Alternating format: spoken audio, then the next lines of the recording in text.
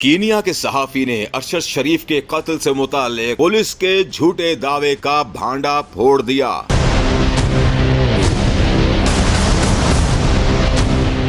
Kenya के मारूफ investigative सहाफी Brian ओबोया ने इंकशाफ किया है कि पुलिस ने अरशद शरीफ पर फायरिंग की जो जगह बताई थी, उनकी लाश उस मकाम से 78 किलोमीटर दूर से मिली है, जबकि नामवर पाकिस्तानी सहाफी के जिस्म पर गोलियों के कम अज कम 2 निशानात पाए गए हैं।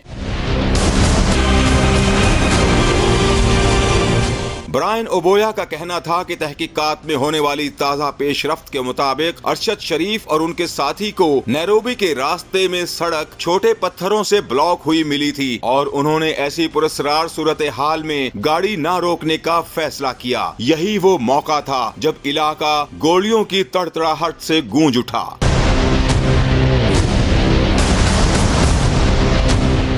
अरशद शरीफ की गाड़ी पर कमोबेश 9 फायर किए गए, जिनमें से 4 गोलियां बाएं तरफ लगीं। सहाफी को लगने वाली जानलेवा गोली जबरदस्त निशाने के साथ चलाई गई थी, जो गाड़ी के पिछले शीशे से दाखिल होकर अरशद की सीट और उनके सर को चीरती हुई सामने वाले शीशे से पार हो गई। उधर पुलिस की नई रिपोर्ट में फायरिंग में मुलव्वस अफराद से मुताल्लिक मुकम्मल खामोशी इख्तियार कर ली गई है।